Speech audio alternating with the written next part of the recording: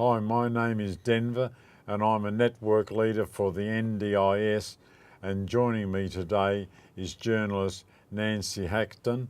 We are going to give you some tips on what it is like when you are contacted by the media asking you to do an interview. Thanks. Hello, Denver.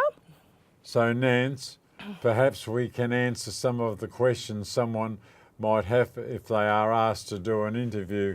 For example, what the interview is all about. That's a really good question, Denver, and you definitely should ask that when a journalist rings you or approaches you for an interview. It's really good to know what it is, what information they want from you, and you have every right to ask for that. Oh, thank you. Yep. Where is the interview going to be broadcasted?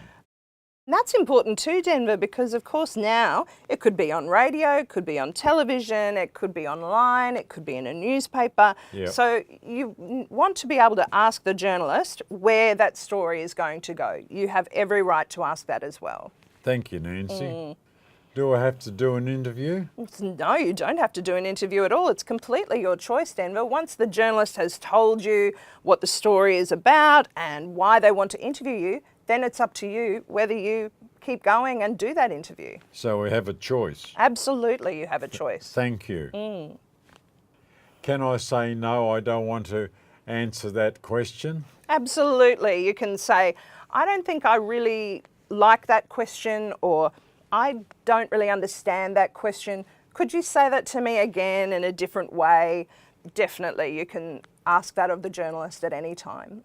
Thank you. Nancy, can I stop the interview at any time? Yes, same principle. You can say, you know what, I'm feeling a bit tired from this. Could I just have a break? Could I get a glass of water or a cup of tea? Can we do this a little bit later? You can stop the interview at any time. Thank you. Can I see the story before it gets published?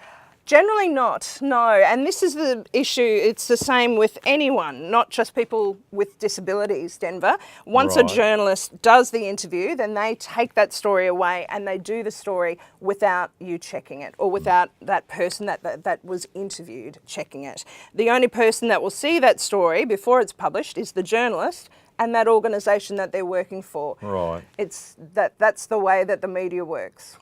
So the journalist is the one that makes the decision on the story that he's written, Nancy? That's absolutely right. They'll take your information and they will put the story together from there. Oh, good. Thank you. Do I have to have my photograph taken? No, absolutely. That is your choice again, and it's probably a good thing to find out at the beginning when you've got that journalist asking you if they can do an interview. Do you want a photograph as well? And you can decide, am I comfortable with that? Or, yes, so that's up to you as well.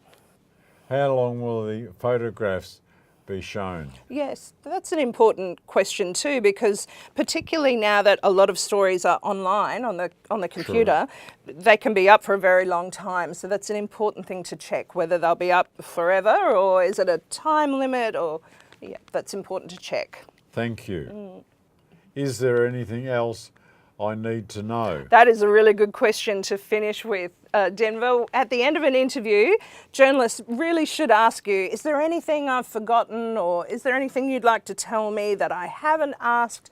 So you can absolutely say that at the end of the interview. You can say, can I add something that I haven't had a chance to say yet? Or you've got every right to do that as well.